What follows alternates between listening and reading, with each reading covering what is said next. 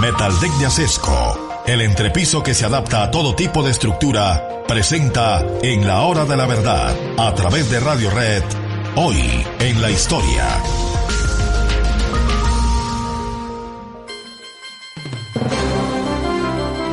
Es el año de 1830, queridos amigos. El Libertador está en plena decadencia, aunque él no lo admita plenamente. Su salud estaba gravísimamente afectada. Él traía un problema pulmonar viejo que lo había acompañado en su campaña por el sur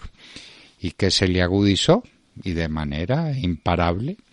el 25 de septiembre de 1828, cuando se arrojó por la ventana para que no lo asesinaran. Dice la historia de los amigos de Santander, en todo caso los liberales de la época que entraron a Palacio para darle muerte al Libertador, capitaneados por Pedro Carujo, capitaneados por Ormond, un ciudadano francés,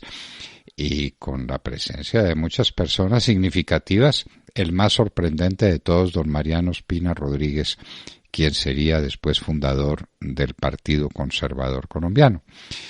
El Libertador había tenido unas circunstancias muy difíciles con Santander y con el patriciado bogotano y con el Partido Liberal bogotano, con Florentino González, con el señor Azuero, con los demás, Pedro Fermín de Vargas, los demás íntimos amigos del general Santander, que resolvieron en esa noche darle muerte al Libertador, que se escapó, pero quedó gravísimamente enfermo, porque el problema pulmonar que tenía se le agravó. Estuvo metido debajo del puente del Carmen desde la hora del atentado, que fue hacia la medianoche, hasta las 4 de la mañana, cuando oyó las voces y los gritos de sus amigos que lo buscaban desesperadamente por toda la ciudad. Con ese frío de Bogotá, metido debajo del puente del Carmen, que obviamente era puente que estaba sobre un río, de los muchos ríos que había en la ciudad de Bogotá en aquella época. El Libertador se va para alguna parte que no sabe cuál es, en el año de 1830, y entonces su sueño libertario queda destruido, porque el sueño de libertad de Bolívar era, por una parte, la libertad de América, expulsar a los españoles hasta el último de ellos, lo que había conquistado o logrado después de la batalla de Ayacucho y de la toma del Callao, que fue el último bastión de los españoles en América. Y esa parte del sueño se cumplió, pero la otra era una América unida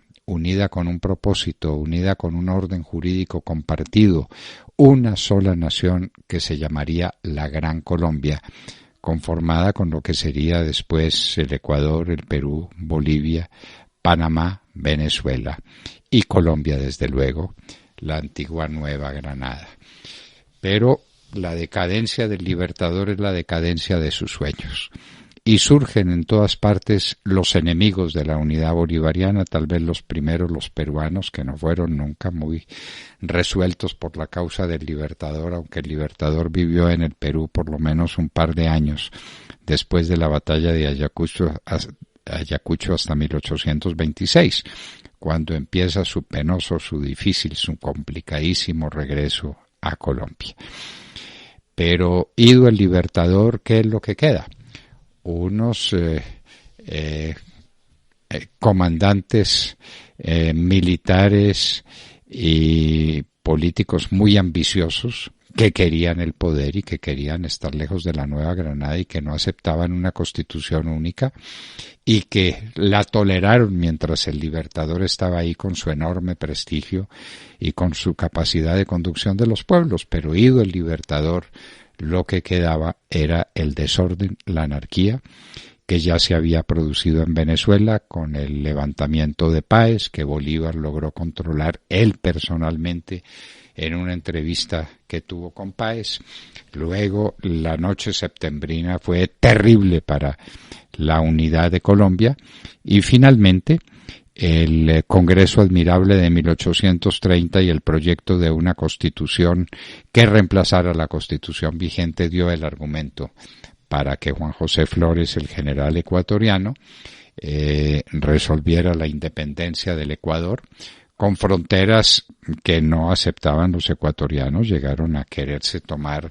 lo que son hoy los departamentos de Nariño y del Cauca, es decir, la penetración del Ecuador por el sur, pero en todo caso la independencia de Colombia, la independencia de Venezuela, que pasó a ser prácticamente inevitable y que se convirtió en un odio frenético contra el Libertador cuando salía de Bogotá. Pasado la mitad del año de 1830, estamos hablando precisamente de un día como hoy, 10 de agosto, cuando los ecuatorianos se enteran de que el Libertador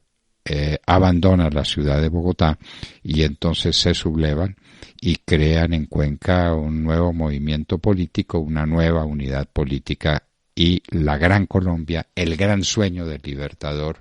empieza a verse definitivamente disuelto por las ambiciones de los santanderistas, de los liberales acá en la Nueva Granada, que no querían ni soñar una política montada sobre una constitución única y un personaje único que habría sido dictador vitalicio Simón Bolívar. Y los apetitos de venezolanos separatistas, pero lo que estamos recordando es que un día como hoy, 10 de agosto de 1830, el Ecuador se separa definitivamente de Colombia y empieza una nueva vida política, y empiezan también los conflictos por los apetitos del Ecuador, como los tuvo también el Perú, para ampliar sus fronteras hacia el norte, es decir, hacia el territorio colombiano. 10 de agosto de 1830,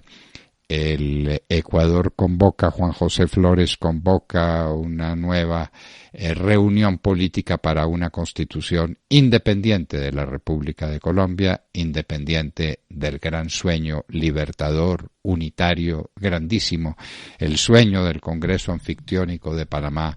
Todo cae vuelto añicos, y el Libertador lo tiene que presenciar en su viaje doloroso y tristísimo hacia la costa atlántica,